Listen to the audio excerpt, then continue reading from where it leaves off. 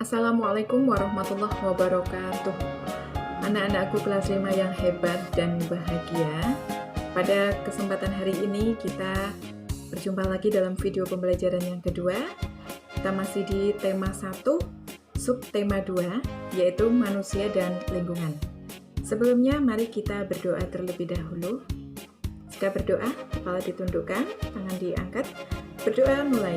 Bismillahirrahmanirrahim. Raditu billahi robba, wabil islami dina, wabi muhammadin nabiyya wa rasulah. Rabbi zidni ilma, warzuqni fahma. Amin. Anak-anak sudah hadir semua ya pada kesempatan hari ini. Diharapkan dengan video pembelajaran kali ini, kalian dapat lebih memahami, walaupun kita secara daring, ya, itu kalian dapat lebih memahami materi yang ada di LKS. Jadi dapat membantu pemahaman materi yang ada di LKS atau buku paket. Kita lihat tujuan pembelajaran kita hari ini. Yang pertama, nanti kalian dapat mengidentifikasi nilai-nilai Pancasila dalam kehidupan sehari-hari, kemudian menjelaskan cara menjaga agar otot dan tulang tetap kuat. Kemudian kalian juga harus dapat mengidentifikasi karakteristik geografis Indonesia sebagai negara kepulauan maritim dan agraris. Kalian dapat menentukan pokok pikiran dalam teks lisan dan tulis. Dan yang terakhir, kalian dapat membuat gambar cerita. Baik anak-anak, mari kita belajar. Silakan siapkan alat tulis kalian. Untuk LKS-nya, silakan kalian dapat buka pada halaman 36. Subtema 2, manusia dan lingkungan. Jadi aktivitas-aktivitas untuk menjaga kesehatan alat gerak. Ya. Anggota tubuh dapat bergerak karena adanya otot dan tulang. Video pembelajaran yang pertama kita sudah membahas itu. Bagaimana cara menjaga agar otot dan tulang tetap kuat? Yang pertama, kalian harus mengkonsumsi makanan dan minuman yang sehat. Yang kedua, kalian harus menjaga pola makan secara teratur. Makan berapa kali setiap harinya anak-anak? Ya, 3 kali sehari. Pagi, siang, dan sore. Kemudian, makanan sehat yang baik untuk pertumbuhan tulang itu apa saja? Ya, susu, daging, sayur mayur, dan telur.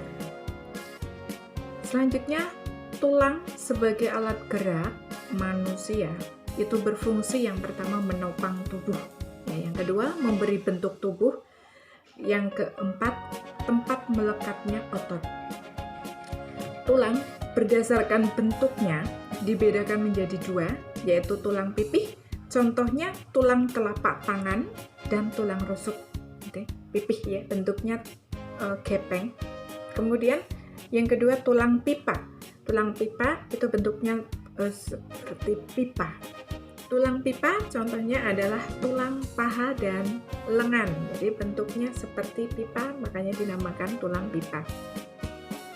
Tulang berdasarkan zat penyusunnya dibedakan menjadi 2, yaitu tulang rawan dan tulang keras. Tulang rawan contohnya tulang telinga, kemudian tulang hidung. Jadi dinamakan tulang rawan itu mudah digerakkan atau lunak, ya. Kemudian yang kedua tulang keras. Tulang keras contohnya adalah tulang tengkorak. Selanjutnya kalian bisa perhatikan gambar di LKS, juga ada gambar di layar. Ada tulang lengan atas, tulang hasta, tulang telapak tangan, tulang jari tangan, tulang pengumpil, tulang pergelangan tangan, sini ya. Kemudian tulang panggul, tulang paha, tulang betis, tulang tempurung kaki, tulang kering, tulang telapak kaki, tulang pergelangan kaki, tulang jari kaki.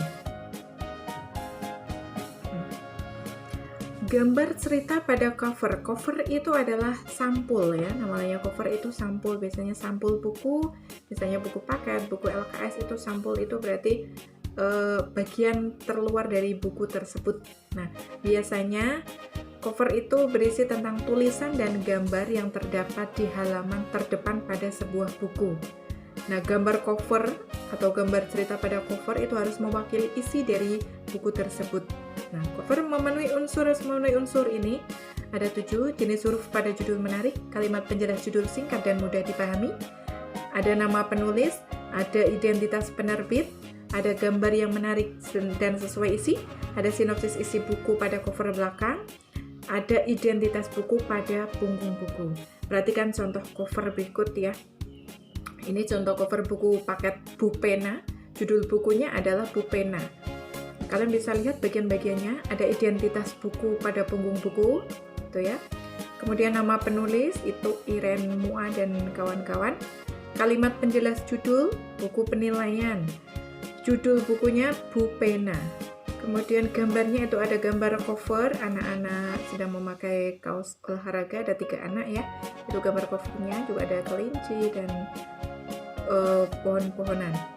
Identitas penerbit itu di sana, kemudian nama penerbitnya, terus ada cover depan, punggung, dan cover belakang. Kita ke IPS, karakteristik geografis Indonesia dalam peta. Peta adalah gambaran seluruh atau sebagian permukaan bumi. Apakah kalian sudah pernah melihat peta?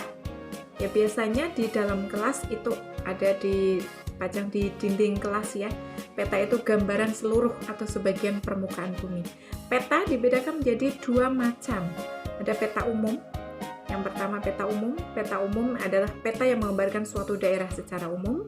Yang kedua peta khusus. Peta khusus adalah peta yang menggambarkan hal-hal khusus dari suatu daerah.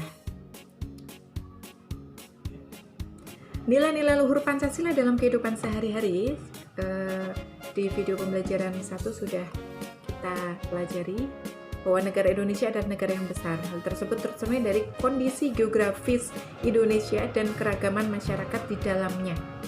Keragaman tersebut antara lain ada suku, budaya, dan agama. Keragaman tidak membuat Indonesia menjadi bangsa yang terpecah belah, tetapi tetap bersatu dengan berdasarkan nilai-nilai luhur Pancasila seperti halnya semboyan Bhinneka Tunggal Ika. Masih ingat? Semboyan Bhinneka Tunggal Ika artinya apa anak-anak? Iya, walaupun berbeda-beda tetapi tetap satu jua. Oke. Kita lihat kenampakan alam serta keragaman flora dan fauna di Indonesia. Itu di Sumatera, ada Gunung Leuser Kerinci, sungainya Sungai Musi Asahan. Kemudian di Jawa, bisa kalian baca sendiri ya. Kemudian di Kalimantan, di Sulawesi, Kepulauan Nusa Tenggara dan Bali, Kepulauan Maluku dan Papua. Oke. Nah, bagaimana cara menentukan ide pokok dalam teks lisan? Teks lisan itu percakapan anak-anak ya. Ingat ya, untuk menentukan ide pokok, kalau misalnya dalam teks lisan atau teks percakapan, tentukan ide pokoknya caranya dengan dengarkan teks dengan sungguh-sungguh, catatlah permasalahan atau peristiwa apa saja yang sedang dibicarakan dalam teks, kemudian tentukan kalimat utama dari teks lisan yang kamu dengar. Jenis-jenis otot manusia dan fungsinya. Kita lihat, kalau di LKS itu halaman 52, ada gambarnya ya. Gambar otot, jenis otot polos, ada jenis otot, ada otot polos, ada otot jantung, dan ada otot lurik. Kalau gambarnya ada di LKS halaman 2, itu ada fungsinya juga, ada letaknya di mana, itu bisa kalian baca atau kalian perhatikan di LKS halaman 52. Otot merupakan alat gerak aktif. Ya, saat bekerja, otot akan melakukan kontraksi dengan cara memanjang dan memendek untuk dapat menggerakkan tulang. Letaknya itu ada hampir di seluruh tubuh manusia, ya, otot itu. Ragam gambar pada ragam cover, kalian perhatikan. Ragam cover itu terbagi menjadi 2. Yang pertama berdasarkan kebutuhan buku. Itu ada cover buku pendidikan, ada cover buku masakan, ada cover buku cerita, ya berdasarkan kebutuhannya. Yang kedua, cover berdasarkan tampilan atau desain. Ada cover berwarna hitam putih dan jenis huruf sederhana, ada cover penuh warna dan gambar, ya itu 2 jenis cover. Selanjutnya, sendi-sendi pada tulang dan macam-macam gerak otot. Nah, ada 5 jenis sendi yang ada di dalam tubuh kita, ya. Sendi itu apa sih anak-anak? Ya, sendi itu adalah penghubung antara tulang yang satu dengan tulang yang sendi adalah penghubung antar tulang satu dengan tulang lainnya. Sendi dibedakan menjadi 5. Ada sendi putar.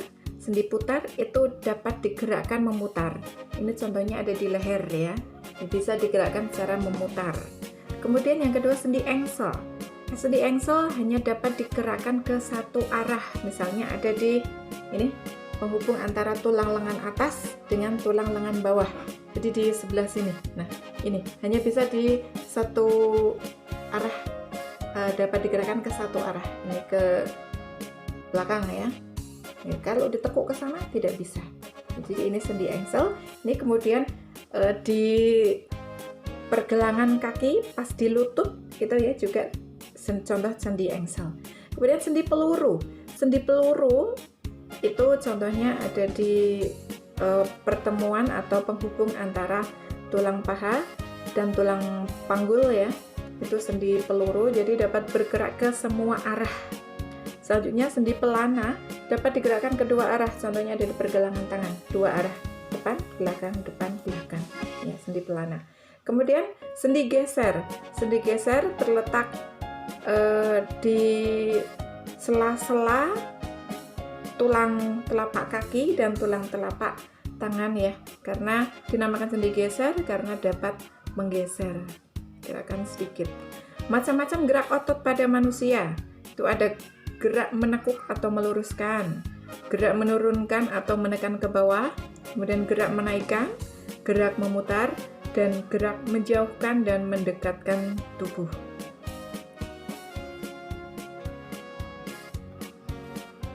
Demikian pembelajaran pada hari ini.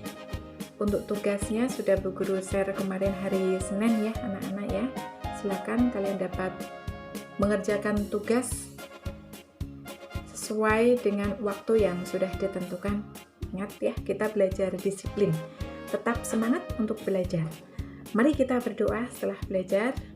Jika berdoa mulai. Bismillahirrahmanirrahim. Wal asri innal insana lafi khusrin illa allazina amanu wa amilus solihati wa tawassaw bil haqqi wa tawassaw bis sabr. Amin. Kurang lebihnya Bu Guru mohon maaf. Tetap jaga kesehatan. Ingat 3M.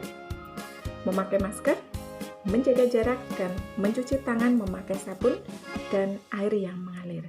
Billahi taufik wal hidayah. Wassalamualaikum warahmatullahi wabarakatuh.